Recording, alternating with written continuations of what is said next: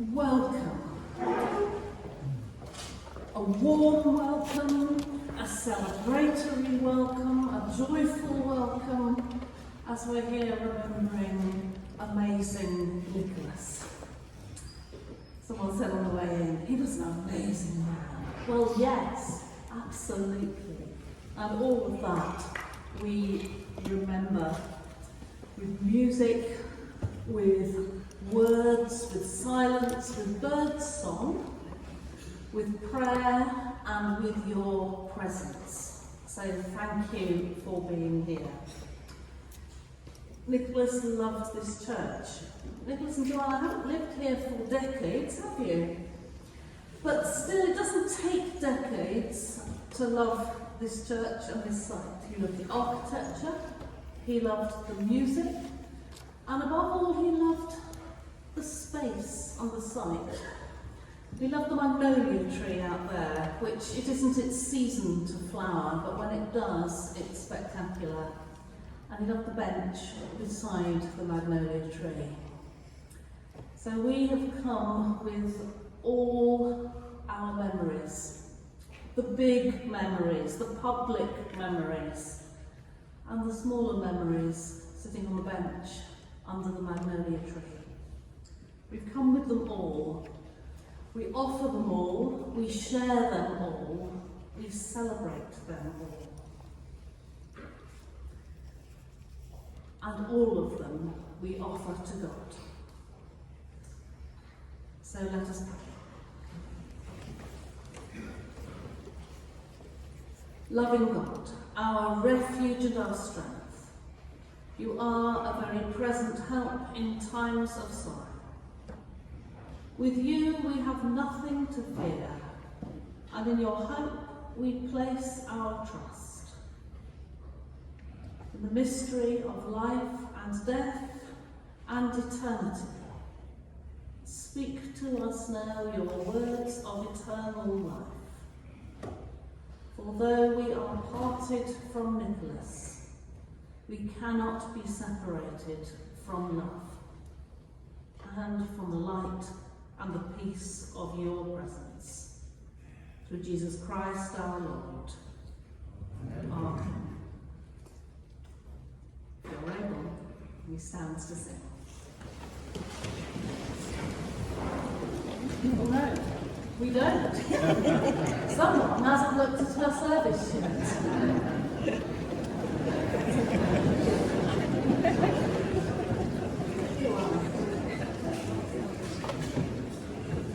Thank you for listening. I don't mind if you sing now. Well, the world is definitely more beige than it was when Nicholas died on the 4th of July, when the colours seemed to fade. Seeing you all here, and so many of you, which is wonderful. The colour of your clothes, the flowers, your warmth, and the feeling of your love and friendship for Nicholas is bringing the colours and the life back. Thank you for coming, and not coming dressed in woeful black, and coming to share with us this celebration of his life. Thank you too for all your heartwarming messages, cards, flowers and letters you sent us all.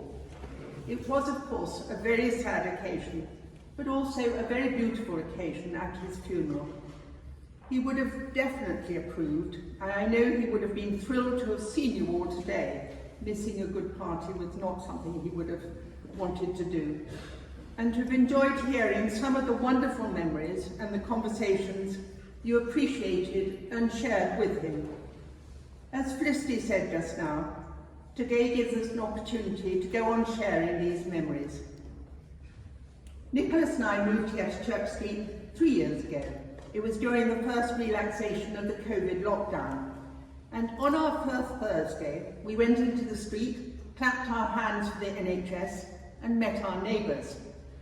Both the NHS and our neighbours have been brilliant. The NHS, and in particular in the last few difficult months, its Sobel House Hospice at Home service, including a team of extraordinary skillful and compassionate palliative carers, medics and district nurses, were remarkable. They looked after Nicholas beautifully and made him comfortable. They called him darling, which he loved. memories of his television life when he always said if he couldn't remember anybody's name, then calling them darling seemed to be all right. Not sure we get away with that now, but there we are.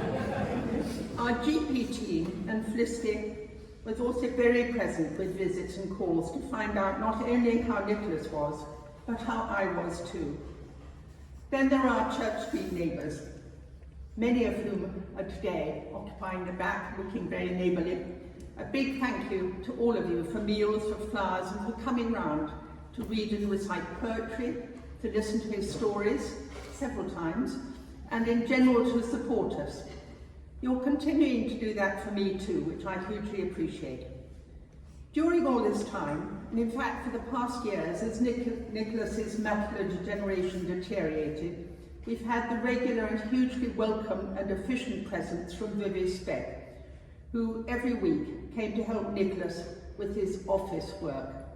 Thank you, Vivi. She's not here today, but all our thoughts are with you, as Nigel, her husband, is struggling with the same wretched lung cancer, and your life now is full of carers and oxygen and all the miserable paraphernalia that goes with the end of life. Our hearts go out to you. I'm not going to talk much longer about Nicholas, except to say that since we met age 17, dancing an Aitken reel in South Gloucestershire, we remained great friends and kept in touch. We took great interest in each other's experiences and loved knowing our respective growing families. And what a privilege it has been knowing his wonderful family. Nan, his mother, Liz, his sister, alas, neither with us, or Faye, not with us either, and of course his children, and now our shared 8 granddaughters. It has been life-enhancing and an extraordinary experience knowing and sharing my life with Nicholas. Neither he nor I led boring lives, and both of us relished adventuring together, whether in Oxfordshire, in Andalusia, or in the mind. Nicholas, as you all know, was someone with great curiosity about the world and about people. He was big in all ways. He lived life with great style, he talked with great style, he cooked paella with great style, ate and drank rioja with great style too. He laughed a lot and made us all laugh. He also took a great interest in other people's lives. He was a great storyteller, as the 3 volumes of Flints and Flashes demonstrates, and as so many of you will remember from times being with him. We first of all lived together in our colonial bungalow in Cumnor, with enough room for our fused families to visit. And shortly after our marriage at St Hilda's College here in Oxford, we bought together One Manor Farm, just halfway down the road here, which is full of hollyhocks, roses, actually rather dead hollyhocks now, but very tall still, roses and olive trees in Spanish pots. More flowers than bedrooms, but space which continues to contain countless friends and members of our family. We've just had 17 for lunch and it didn't seem that squashed. What a husband Nicholas was for 7 years. What a father, what a stepfather, grandfather, uncle, godfather, colleague and friend. Nicholas, we miss you lots. And before we go on to hear more stories about your extraordinary life, and before we sing one of your favourite hymns, I'm going to read some of your favourite words from T.S. Eliot's 4 quartets. Like Eliot, Nicholas was a man of words. Here is Little Kitty. What we call the beginning is often the end, and to make an end is to make a beginning. The end is where we start from, and every phrase and sentence that is right, where every word is at home, taking its place to support the others. The word, neither diffident nor ostentatious, an easy commerce of the old and the new, the common word exact without vulgarity, the formal word precise but not pedantic, the complete consort dancing together. Every phrase and every sentence is an end and a beginning, every poem an epitaph, and any action is a step to the block, to the fire, down the sea throat, or to an illegible stone, and that is where we start. We die with the dying, see they depart and we go with them. We are born with the dead, see they return and bring us with them. The moment of the rose and the moment of the yew tree are of equal duration. A people without history is not redeemed from time. Her history is a pattern of timeless moments. So while the light fails on a winter's afternoon in a secluded chapel, history is now and England. With the drawing of this love and the voice of this calling, we shall not cease from exploration, and the end of all our exploring will be to arrive where we started and know the place for the first time, through the unknown, remembered gate, when the last earth left to discover is that which was the beginning. At the source of the longest river, the voice of the hidden waterfall, and the children in the apple tree, not known, because not looked for, but heard, half heard in the stillness, between two waves of the sea.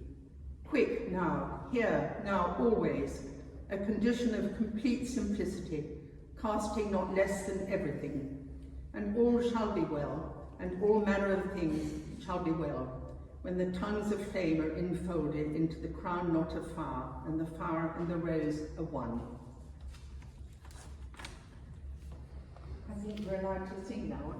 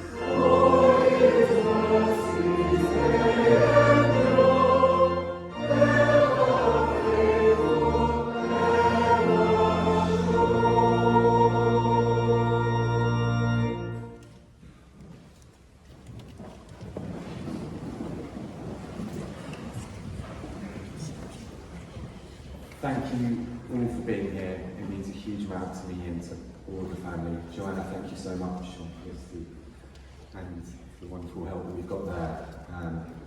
For everyone who's lent a hand in organising today, it really, really means a lot.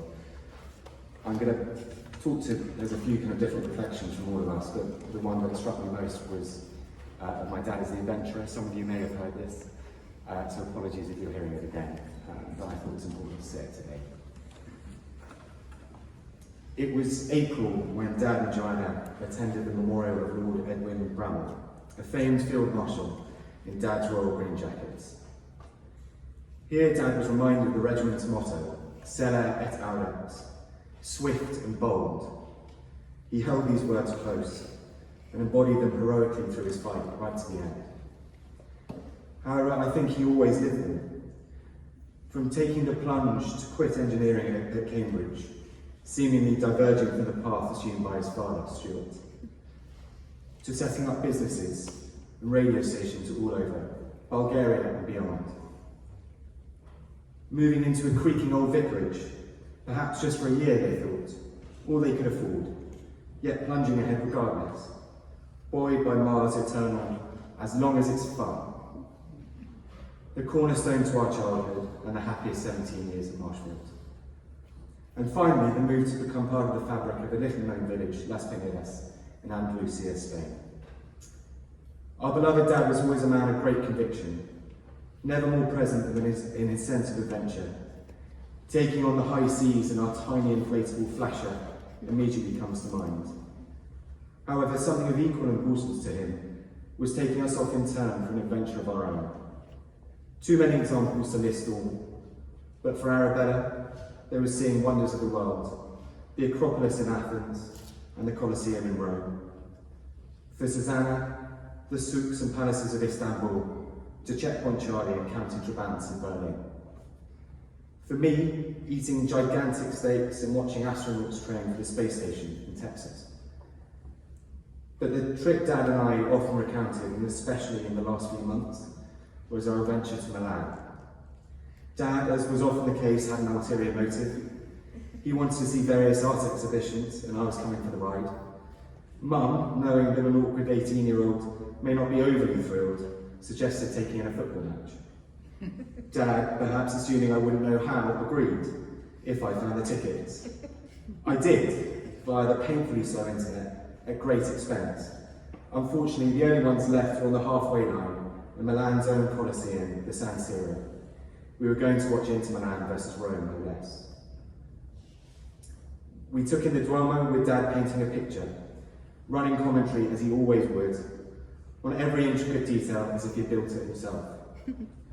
We watched Mariah Carey perform live to no more than 100 people in an impromptu performance in the Galleria Vittorio Emanuele, much to Dad's amusement. He bought silks for the girls and the beautiful shops on Via Monte Napoleone. He got me a tie in the hope I might someday outgrow my grungy dress code, so at odds with the exquisitely dressed Milanese. Then it was my turn. The match didn't disappoint. We watched Roberto Baggio, for those that know him, score an exquisite overhead kick. Dad even had to pull me down from celebrating as the away team equalised. He'd spotted the police mobilising to surround a group of Roma's fanatical ultras who had infiltrated their home fans, seemingly rows away. He protected me from a similar fate. The walk back from the stadium, wide-eyed together, was everything I'd hoped and more. We will carry your mantle to take our darling girls, his beloved granddaughters, away for their own adventures. As I got to say to you in your final days, Dad, we're so proud and grateful to be your kids. Thank you for the adventures. Thank you for all your endless love. Thank you for everything. And as you said to us all before you left us, I love you, I love you, I love you.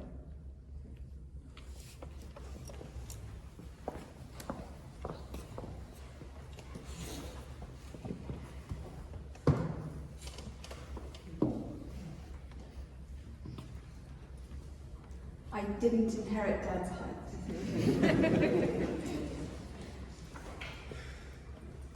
What a marvellous sight. Thank you all for being here. Belovedest Dad, what shall we do to reconcile ourselves to your absence, to a world without you in it? How will life roll forward without our hearing your beautiful voice resounding in our ears? I know what we will do. We will hear you in your writing. We will hold a fingertip full of your bright, brilliant mind in the myriad words you left behind. Great tapestries woven together from the thread of your thoughts. We hear you in the childhood stories you gave us, captivating tales of your own invention.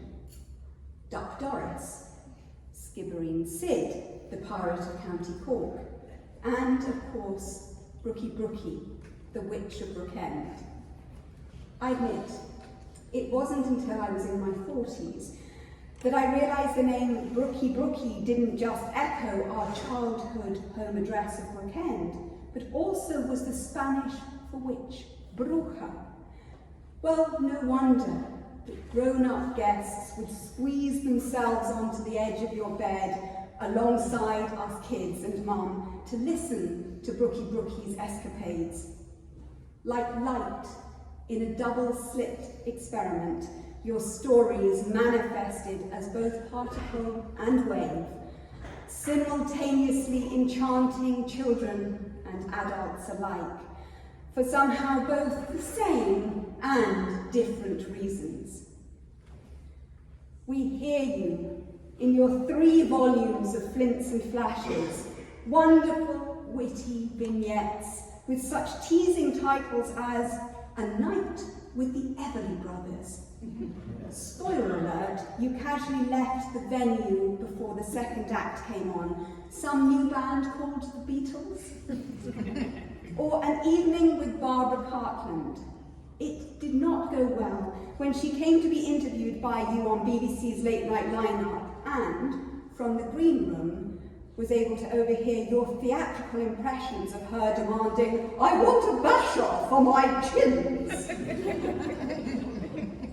And on your husbandry of pigs, unfurling as My Romance with Rare Breed Pigs, followed by On the Naughtiness of Pigs, followed by On Not Being Sentimental About Farm Animals. And we all know that means sausages. Or stories on your global travels, destroying an unexploded grenade, describing your closest running with life-threatening danger during national service in Libya, which we'll hear from Hugo later. A gourmet dinner with a chief of police where, while setting up radio stations in Eastern Europe, you had a competitive eat-off with the Bulgarian Prime Minister's head security guard. Marvellous. And we hear you in your research. In 2019, The Guardian described you as one of the rebel intellectuals to emerge out of the 1960s and 70s. You truly were a polymath, and beyond co-founding media companies, including Classic FM, the producer Rob is here today, thank you. Your great passion was for art history and cultural evolution. Who else could keep asking the question? From 1968 to 2023, why did modern art happen? And posit answers via vivid lectures delivered internationally and meticulous writing. Your latest book, which you have left, ready for us to take out into the world, titled Towards a New Story of Art, is tantalizing in its themes. The sticky meme, saltations and settlements, aesthetic improbability. A mere few weeks ago, while dictating the preface to me from your bed, you summed up your thesis as follows.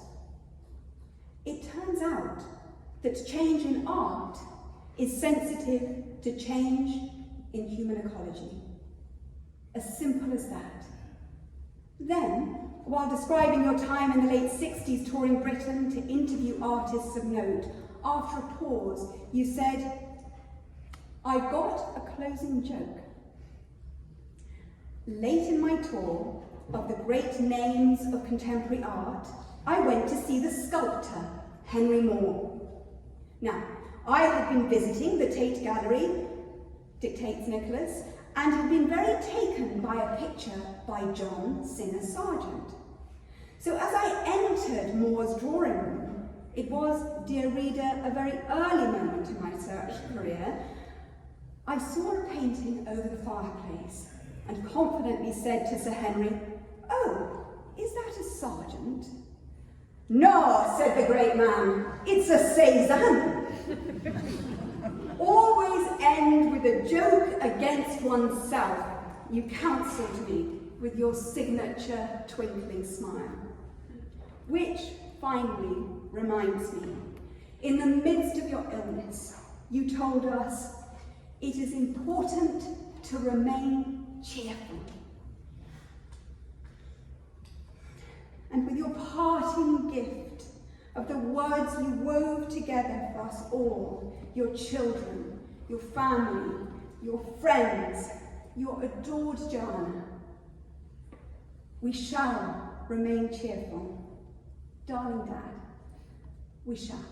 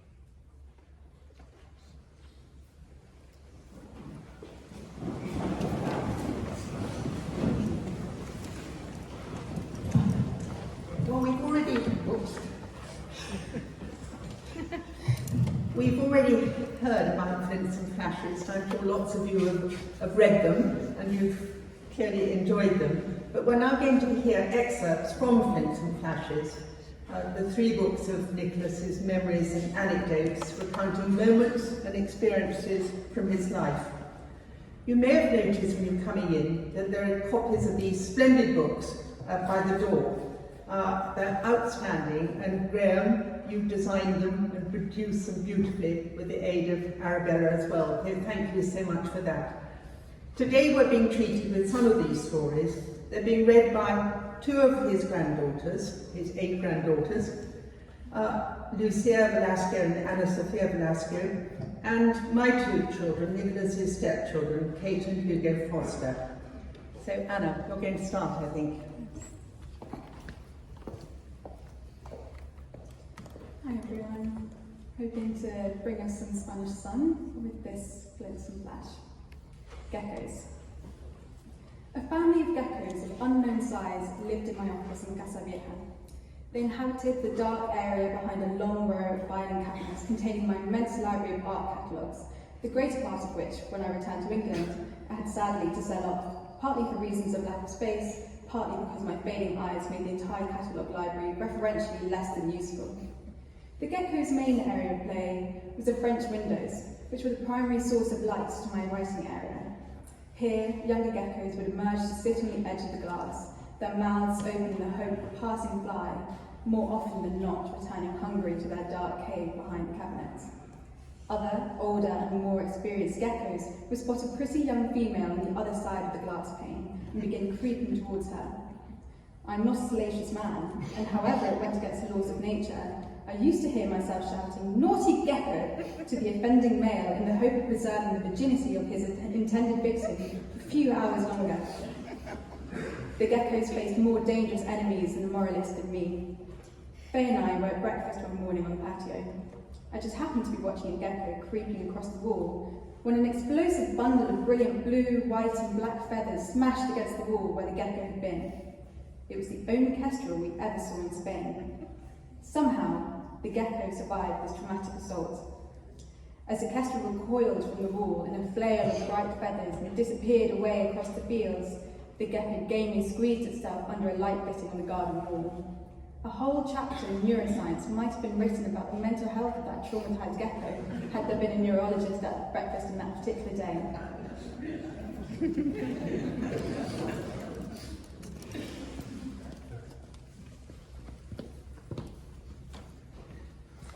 Hello everyone. I hope you'll indulge me a few extra words.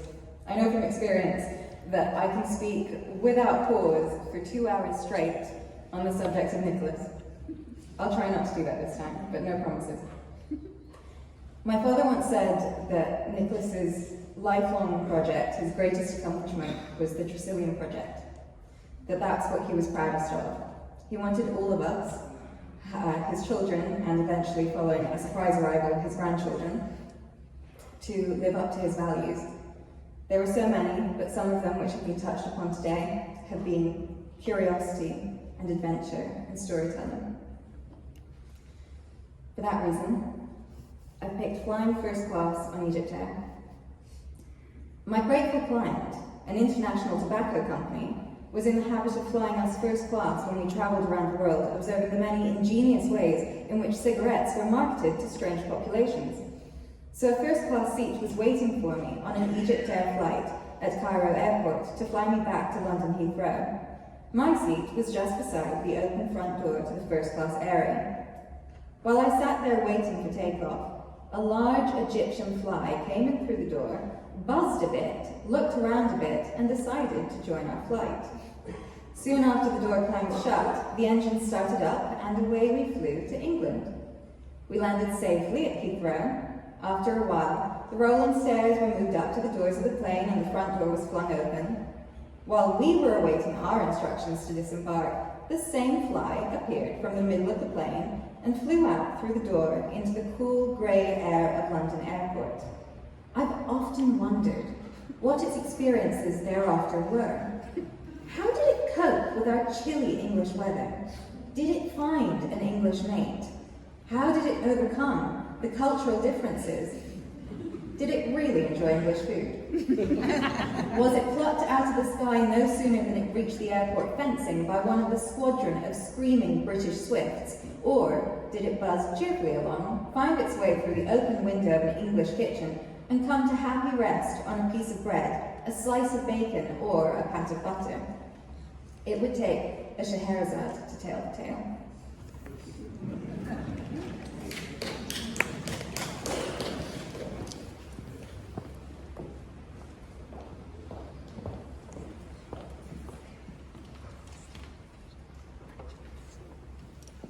My particular chapter is called Polo in Libya, and it's an unexpected thing for us to share was our love of polo. And luckily towards, once he moved to this count, I was able to take him to my old club that I was involved in the management and playing of. So I've chosen Polo in Libya.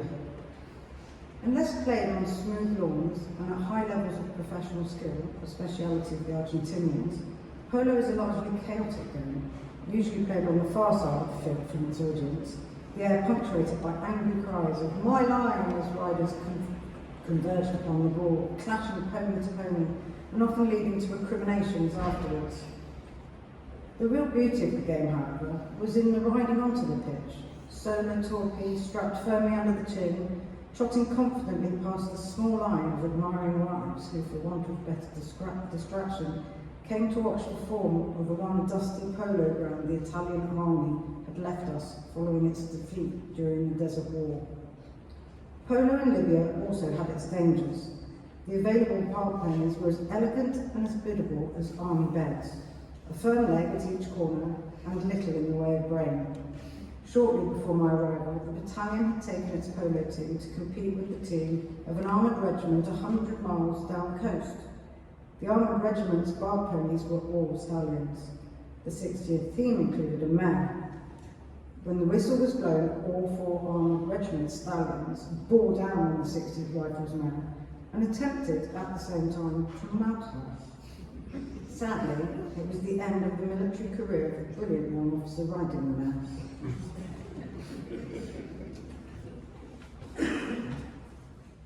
I myself was much luckier.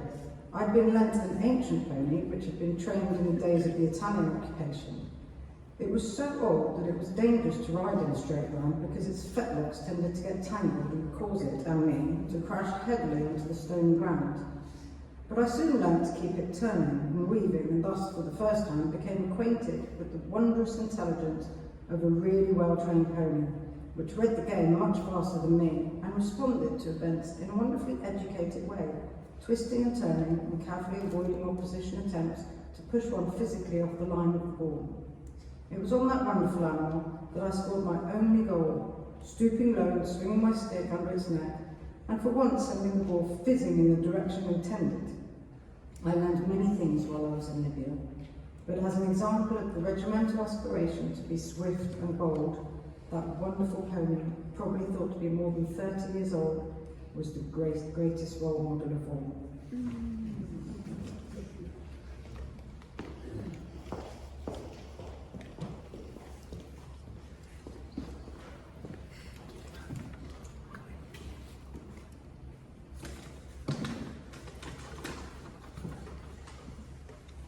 Hello everybody, my name is Hugo and I am very honoured to be asked to read this story by his family and my mum. The story is called Destroying an Unexploded Grenade. I was very lucky in the National Service. I was never in action. No one ever shot at me, and while in the Rifle Regiment is an achievement in itself, I once actually defended Benghazi for a week with a platoon of 30 riflemen, but received no shots, except for the prices suddenly being charged in the local hotels since the American oilmen had arrived to open up the Libyan oil fields. I was only once in any kind of danger. It was on the grenade throwing range. Members of my platoon were in a deep trench to practice grenade throwing. To throw the ancient Mills grenade, a British Army favourite since World War I, required pulling the pin out of the fuse and then propelling the grenade as quickly and as far away as possible. Thus primed, the grenade was timed to go off some 3 seconds later. It usually worked. Members of my platoon set about bowling grenades over the top of the trench, and each one duly hit the ground with a thud, and then exploded with a malicious bang, sending a cloud of steel fragments whirling over our heads. Then one particular grenade hit the ground with the usual thud, but didn't go off. I was the superintending officer, and it was my duty to detonate the offending missile. My platoon sergeant handed me the bag of requisite implements and gave me a hand onto the parapet of the trench. It was then my duty to walk at a steady military speed towards the lethal object lying a half cricket pitch away. I knelt cautiously down beside the malevolent object, removed from the bag in a succession of 6-inch cylinders of the Queen's high explosive, a small detonator to be pushed into the high explosive, a meter of fuse to be pushed into the detonator, and finally a box of the Queen's matches. I placed the explosives as near as I dared to the unexploded Mills bomb, lit the far end of the fuse with the Queen's match. The fuse was not running, regained the trench and jumped into it. 5 seconds later, the fuse lit the detonator exploded the high explosive. The high explosive triggered the fuse of the grenade, which then exploded in its own way, sending another cloud of whizzing metal flakes over our bowed heads in the trench, and the grenade throwing exercise was again resumed. It was an interesting lesson in the essential disposability of life of a junior subaltern in the British Army. Apologies for that loud paragraph.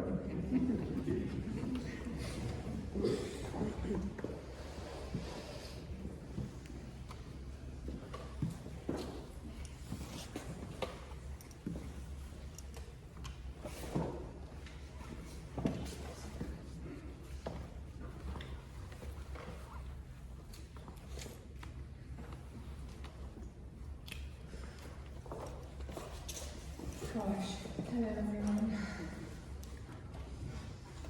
What a sight. You'll be thrilled.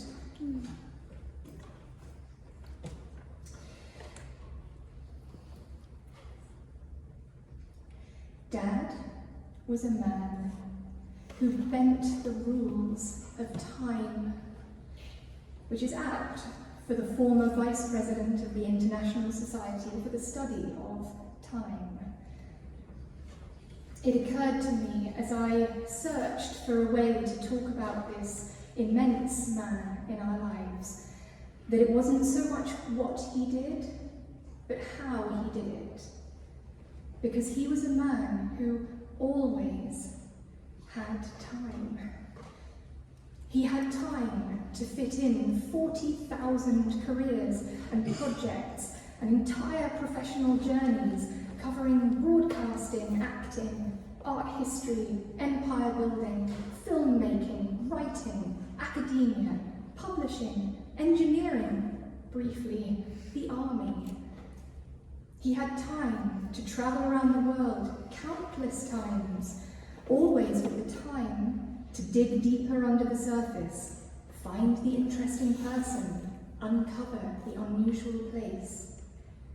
He had time to dream up ideas, ambitions, visions, and time to make them happen. He had time to go into every single antique store that crossed his path. He had time to read, to listen to music, to go to concerts, operas, plays, talks. He had time to delight in helping a baby smell a rose on a summer's evening, and time to consider and conceptualize how millennia overlap and interact and influence society. He had time to build a tree house, up high in a tree out of nails and wood. He had time to grow enormous vegetable gardens and champion marrows. He had time to sing to his pigs. He had time to open fates. He had time to take us out on boats. He had time to stop and listen to birdsong. And most of all, he had time for everyone. He had time to play with us children. He had time to take us on adventures, every weekend even, up mountains and down dales. He had time for everyone in his family. He had time for all his myriad friends around the world. He had time to talk, really talk, with anyone, anywhere. Wherever he was in the country or in the world, he had time to phone home every single evening to talk and share his day, firstly with Mum, latterly us calling him Joanna. He had time to walk up for a sherry with Nance, our grandma, every evening that we lived in the same village. He had time to organise Sunday lunches with an average of 14 people for a 3-course meal every single Sunday of our childhood, and all the way up until a few weeks ago with Joanna. He had time for every single phone call, which many of you will have experienced, either being the one picked up to or the one hastily cut off in order to answer the successive.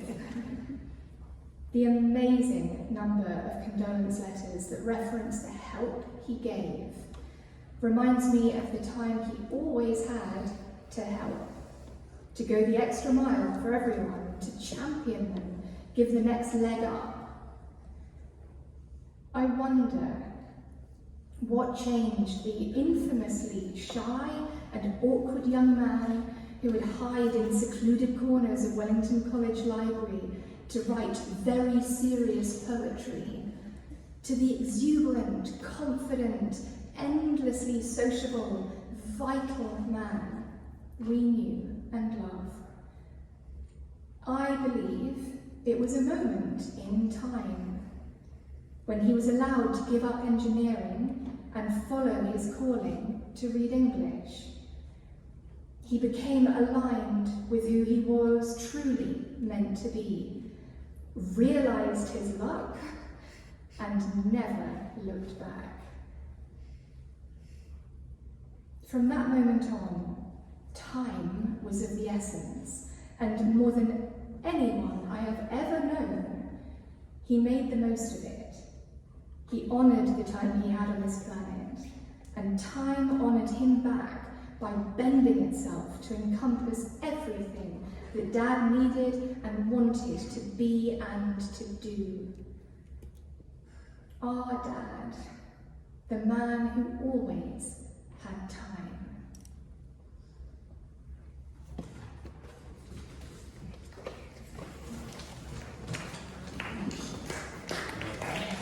I have no one.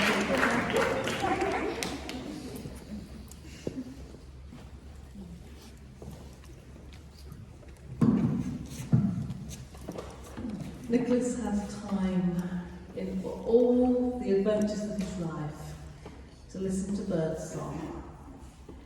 We're going to take some time now to remember Nicholas as we listen to the birdsong of the New Forest. That was such a special place for him. Take your time now. Think your best thoughts of Nicholas, the man you knew and loved and still love, as we listen to the birds that he loved.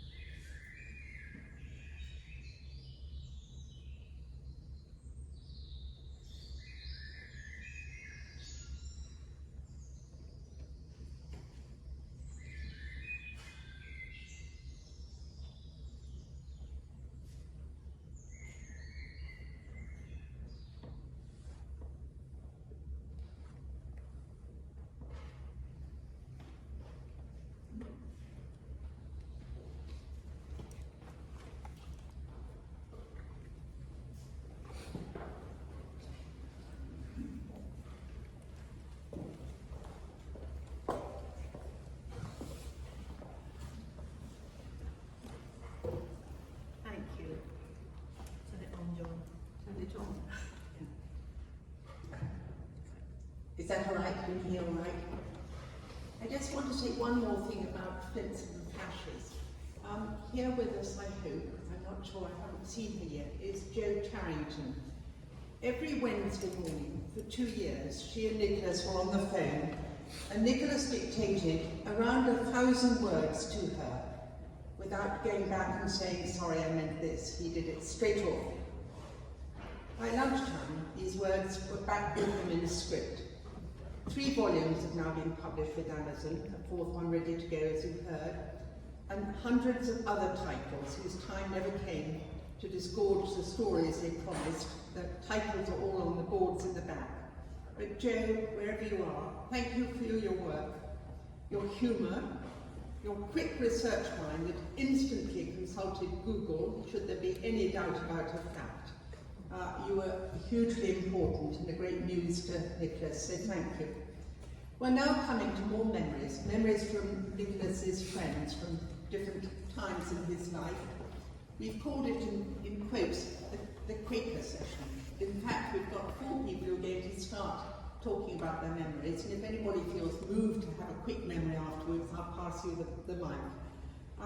Horatio Clare, sadly, his godson, sadly can't be with us. He's got a work commitment he couldn't not go to. You may have heard all his programmes about discuss psychiatry work, but he's very sad not to be here. But Martin, come and start us. Face this wonderful congregation, and if you will introduce yourselves to everybody. Good afternoon. My name is Martin Kenneth. I think it's just incredible to be here and to get these memories, and for Nicholas to be in the room with us. I was at Wellington College with Nicholas. There were 2 years between us, so we never actually spoke to one another at all. It was the sort of public school way of preparing you for later life in prison, I think. I missed, therefore, his period of national service, his period at university, but a little later on he had the good fortune and the good sense to marry a great friend of mine, Faith. And from then on, we did see each other a bit. And at Marshfield, I do remember him chasing the escaped pigs around the garden, not singing to them. He had rather strong words for them. When our friendship really blossomed was later on, when I suppose we were laughingly called retired, and we both bought properties in southern Spain. Las Pinedas, you've already heard of, which was a very, very special place. And I bought a place about 4 hours away, closer to Maria, but also in Andalusia. We used to visit each other a lot. We went to the bullfights together and enjoyed them and were very knowledgeable about them. We ate a lot of very good meals, and we travelled around and saw things. Nicholas tried a bit to make a garden at his first house in Las Pinedas. He wasn't really a very good gardener. He insisted on bougainvillea over the swimming pool, which of course just clogged up the filter. He dragged us all off to some Roman ruin of rather, we never quite discovered what it was. It was in the heat of the day, and he was enthusing about the kind of brick, the kind of wall structure, and so on. And we just rather disconsolately pulled at the rhizomes of the irises that had been growing in the walls, stuffed our short pockets with them, brought them back and planted what became a very nice iris garden.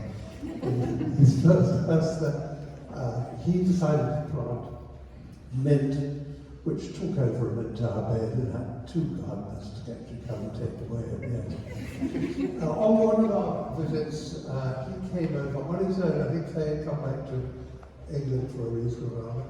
And he came to stay with me, and we had a pretty jolly evening. And he always did tell everybody he was a much better cook than I was.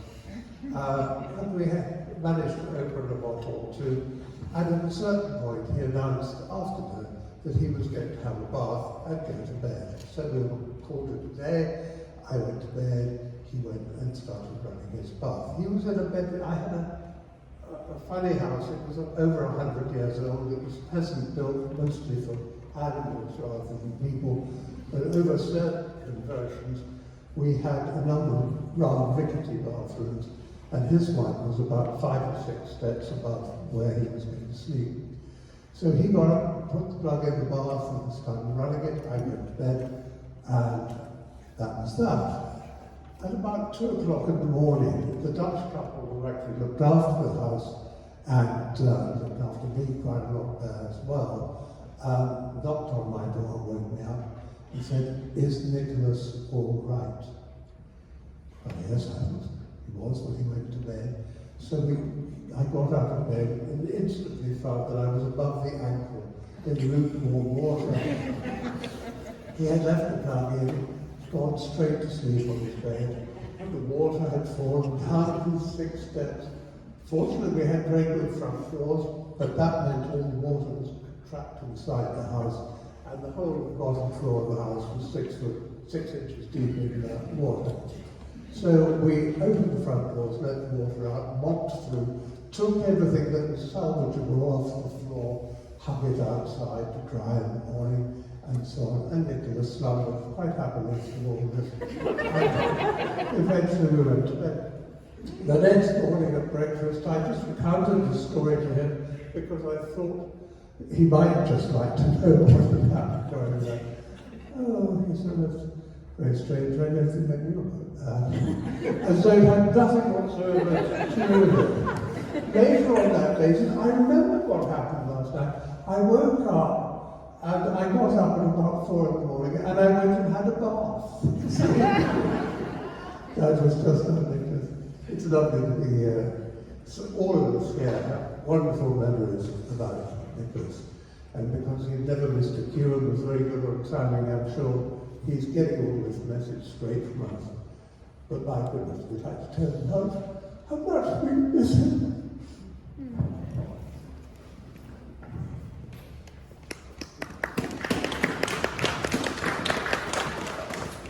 Martin, thank you.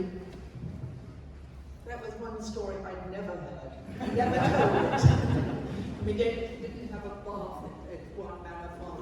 I understand why now. Well, we were going to have our friends from Spain. They couldn't come. We always knew they couldn't come. But Nicholas, as you've heard, was very attached to Spain, and he was very involved with a project there for the Doñana National Park, which he felt very passionate about. Arabella, are we going to hear a recording? Are we going to have the recording? They recorded their messages, the 3 friends from Spain, and they stood on a very tall mountain to do it, and there was a very big wind. So alas, but they sent many Spanish messages, and he made his mark in Spain in a very big way. But next we're going to have Glenn. Would you come up? Is it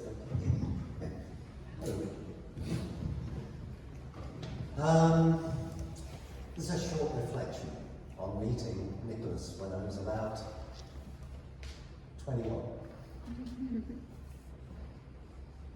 So good to be here, so good to see everybody. Sorry, can you hear me now? Yeah. I've had, obviously, every time I sat down to think about Nicholas, I had to think really carefully what to say. Well, here is a short 2-page, okay? We wanted to share something in Nicholas's life, and particularly through the visual arts. Anne and I are visual artists, Anne Hayes, Glenn Davidson. We've worked together, really, from meeting Nicholas. Nicholas walked into our art college, where we were being taught. We met Nicholas while students at Cardiff Art College in 1978. Just seems impossible. Following his lecture, he gave a lecture on Documenta 6, a huge international gathering of artists, photographers, filmmakers in Kassel, Germany. The kind of place Nicholas hung out at that time where, Nicholas had been there with the London-based APG, Artist Placement Group, a very radical group of artists. The instigators, this group, of what became known as the artist residency, or artist in residence, which now is common parlance in the arts. All artists do artist residency. Nicholas was there with the founders of that idea. This group that he went to Castle with, APG, they were meeting Joseph Beuys, the late, great German artist Joseph Beuys. As a young student, I had adored the work of this man. My tutors always eulogizing about the force of this man, the reparative job of art in society for Germany wasted by a war. And there, Nicholas, with APG, in discussion with Joseph Beuys. Extraordinary. Affecting. Joseph Beuys, for those of you who don't know, started the German Greens. Yeah? The Green Party. Look how advanced they are on green issues, He also started the Free University, and indeed, we became such good friends with Nicholas after his lecture, because he said, come on, let's go out and eat something together. And so this was a very strange type of visiting lecture. So, as you see, we had a very wonderful start to a relationship which just ended just a few weeks ago. And we miss him. Boy, I do miss him. Nicholas helped give us confidence when we were young in our work. Visiting Venice together, just like you. Kids, we took you kids. He also took his friends. We were only a little bit older. That was always great, going on trips with Nicholas to Bulgaria. We were there in Bulgaria and met many of those extraordinary people who set up the Bulgarian radio station. And always discussion. Nicholas was always thinking, what is a grand theory of culture? How does it all work? How do I get it down? These kind of conversations really changed our lives. There's no other way of saying it. I would not be doing what I now still do, age 66, heaven forbid. As documenter and APG influenced Nicholas, we worked as an artist duo, a performance. We performed our work at ICA in London. We were duans of the New Contemporaries in the ICA in 1979. But we had Nicholas, kind of pushing us on and making us think. What is your work about? What does it mean? Could we have done this? I think not, without him. Nicholas started to think about this wider evolution of culture, and so embarked on this quest of a grand theory.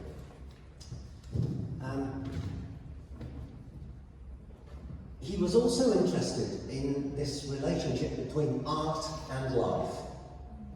And he was filled with this conviction that art had some message, that if it could be decoded, it both reflected changes in society, as has already been said, but it actually had messages to learn from, that it would be useful in some way. And he was sure that companies, governments, and even economic theorists should know about art. Curious. That's still a very, very advanced way of thinking about art. His elegant, radical, brilliantly conceived ideas led to our making a film together, featuring the famous NT voiceover, a waterfall study in which water ran downwards and then upwards cycling through chaos to reorder back and forth. Much later, in 2004, Nicholas saw the creative and commercial potential of ArtMag.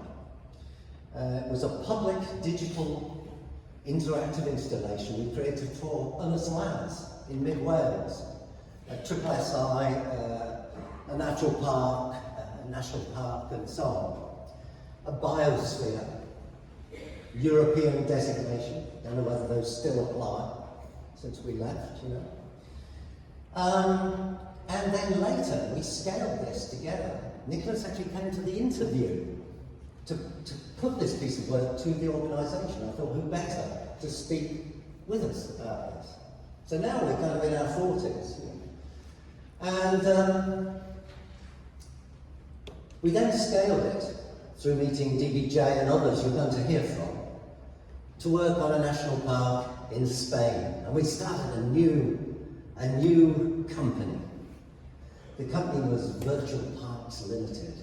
And it was just at that moment the entire global economic scene crashed. 2007, 2008.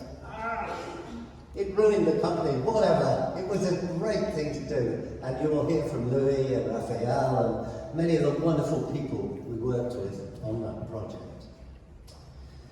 I should just say how wonderful it has been for Anne and I to be embraced by family Tresilian and to watch you all and be with you all many, many hundreds of times at Marshfield before that, before Marshfield. And also to introduce our own children, Josh and Aaron, who are here today, to the Marshfield, you know, barns, cellars, bonfires, barbecues, the great garden, just to mention a few of those amazing adventures. 45 years ago, we set out on a creative journey with the priceless friendship of Nicholas. Eagle-eyed observer, mentor, high-level interlocutor. Nothing we ever did slipped by him.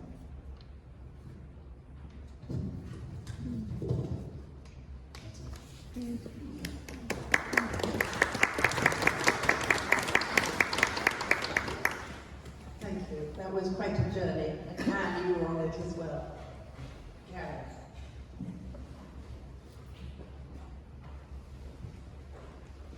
I think it takes some wine with you, but you have more to say than that.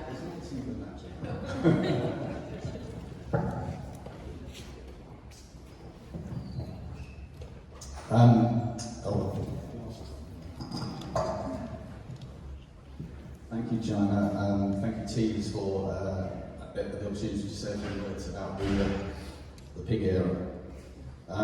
Many of you will know that whilst the Tresilians lived in Marshfield, Nicholas kept pigs, and indeed you've heard quite a lot about them already. So the pig era, I think the Blue period, the White Album. It was a wonderful time, and I thought I'd give you a short history of the pig era and how it was very Nicholas. For me, it started with an ad in the local shop window, wanted pig partner. I applied and slightly nervously went round to the rather imposing old vicarage for my interview.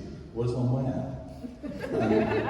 I was met at the door by decisive Nicholas. We have a grade 2 listed Victorian pigsty, but no pigs. Do you know anything about pigs? Yes, a bit. We kept them when I was a boy. How wonderful. Shall we get some at the weekend? So interview nailed, we set about the planning. Then was organised Nicholas. Right, we shall have 2 at a time. We shall call them A and B and C and D, because we shall fatten them up and we shall eat them, and it's important that we do not become attached to them. We shall feed them government pig nuts. This with some disdain, because rebellious Nicholas was rather cross that the government had sometime in the past banned the feeding of slots to pigs. Clearly he often broke this rule, sometimes with turban.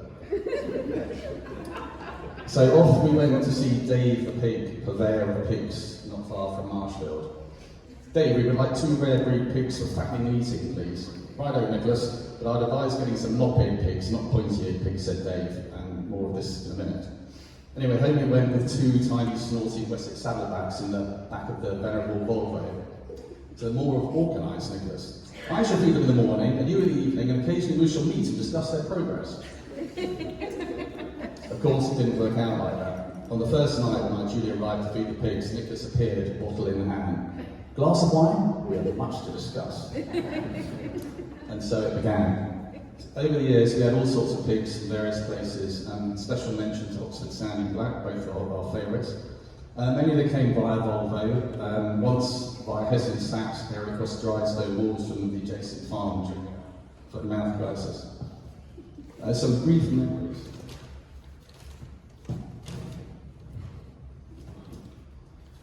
Picture the scene. As was inevitable, the time of the arrival of the butcher's van. The farewell, and then two hardened pig farmers huddled together over a bottle of whiskey in the kitchen, weeping. I got third-party insights occasionally from the village shopkeepers whose garden overlooked the pigsty. Morning, pint milk, please. Imperceptible roll in the eyes from the shopkeeper. Nicholas was singing opera to the pigs, late into the night. And morning, pint milk, please. Nicholas was swearing most terribly at the pigs last night. The shopkeeper proceeded to tell me exactly what Nicholas had been saying. Obviously, words not fit for a church, nor really a village shop. Anyway, I hurried round to be met by Faye at the door. You better go and talk to me, he's very cross. It turns out the pigs had ripped out the metal guards around Nicholas's prize apple trees and eaten the whole trees and knocked down half the pigsty. Some months earlier, Nicholas had said to me, I found that entitled lady in deepest Wiltshire has Tamworth, shall we get some? Some of you may be familiar with the physiology of the Tamworth, particularly the pointy ears. Anyway, after pondering in a pre-Michael Gove time on the perils of ignoring expert advice, Nicholas reflected that man could never truly tame the pig. When I think back to that time, though, I didn't really think about the pigs, lovely and tasty as they were. I think of a warm and welcoming home, full of... Sorry. It's the 8th time I've cried due to a pig-related incident. Full of young teens and their friends milling around. Full of terrific, interesting people from all walks of life. Remember the nuns? Seduced into pig visiting. Lots of people here today, I'm sure. A home full of fabulous, hilarious, meandering conversation. Faye at the centre of things, fuelled by excellent food, fuelled by fine wine which we brought back from France, fuelled by terrible wine which we brought back from France. I think of a home full of laughter and fun and joy. And so, on behalf of us all, I raise a glass of the finest 50-franc chicondas to those times, to that welcoming home, to Nicholas, to a wonderful friendship, and say, as Nicholas would often say to me as I staggered into the night, oink oink.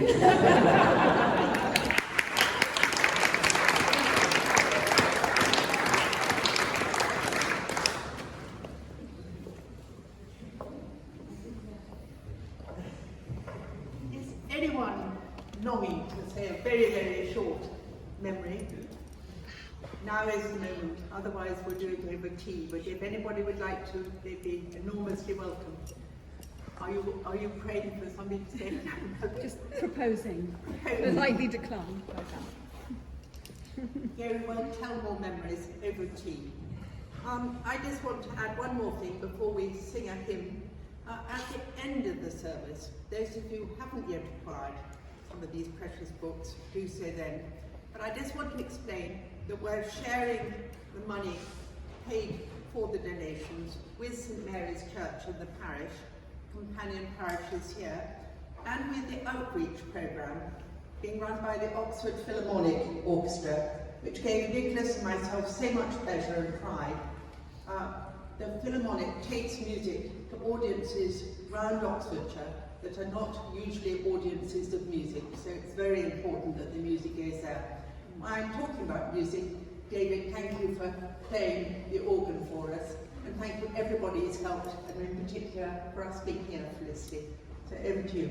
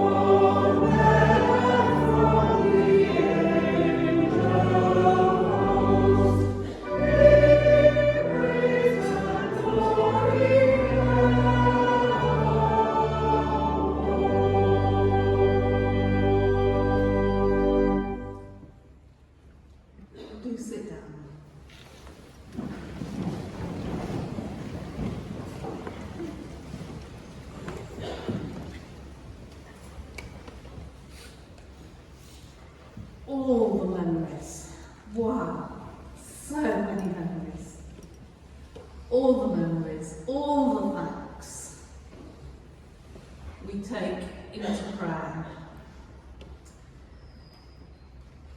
Nicholas, with his wayful words, spoke to me of what he called the beautiful story. And what he meant by a beautiful story was the story of the Christian faith. And the process of coming to faith as finding our place within the beautiful story.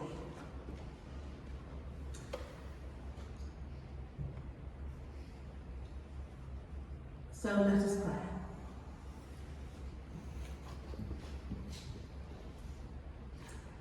Lord our God, creator, author of the beautiful story and of all that is beautiful therein, we thank you for the wonderful gift of Nicholas, for all that he will always be to each person here, for the blessings you gave him and the blessings he shared so richly and so generously with all of us, with so many people, and with all those people who never got to know him personally and yet felt they did. We thank you for creativity, for communication and his way with words, for his interest in everything,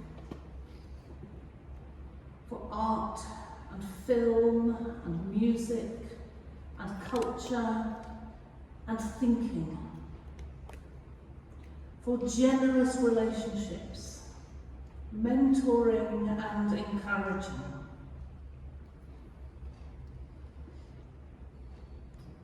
for cooking, for wine, for gardening in almost married and invasive mint, for pigs and geckos and little observations,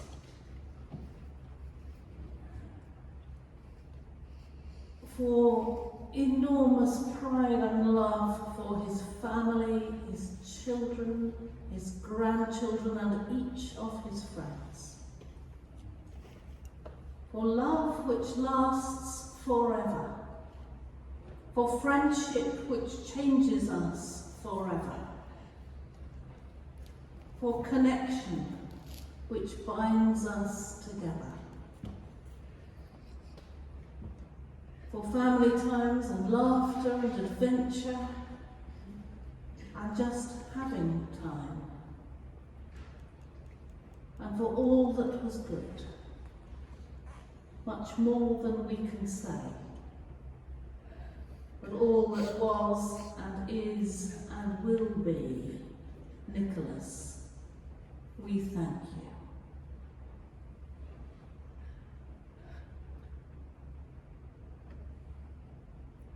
And gracious God, as the love is so big, so too is the whole that he leaves behind.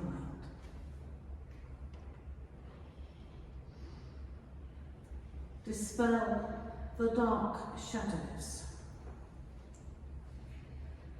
Speak your peace into the loneliness, and enfold with your love all who weep and mourn his loss. Lay your hands gently on Joanna, Susanna and Arabella and Alexander, Kate and Hugo, and all of the 8 wonderful grandchildren, every family member and every friend. Lead them gently in their grief and in their loss. Give them patient faith in the times of darkness, strength to meet the times to come, and courage to leave Nicholas in your care, confident in his place in the beautiful story. And so we pray together. Our Father, who art in heaven, hallowed be thy name. Thy kingdom come, thy will be done, on earth as it is in heaven. Give us this day our daily bread, and forgive us our trespasses, as we forgive those who trespass against us. And lead us not into temptation, but deliver us from evil. For thine is the kingdom, the power, and the glory, forever and ever. Amen. Before I give a blessing, may I just say, along with Joanna and all the family, thank you for being here. Your presence matters.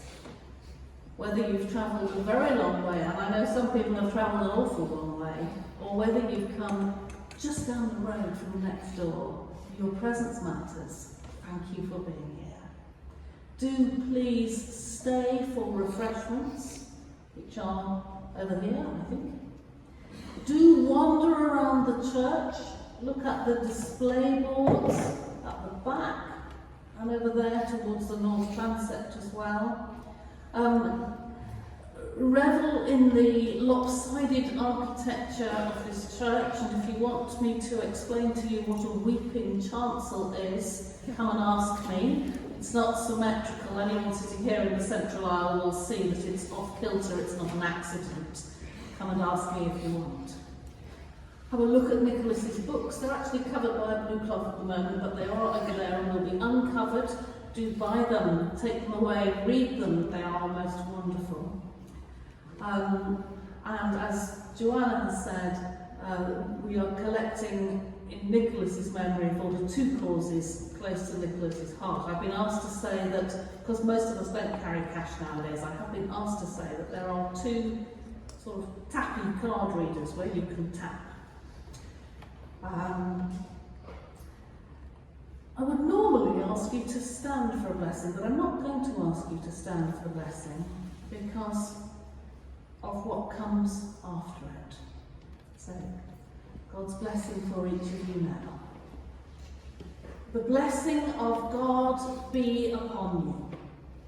The blessing of God on you and your household.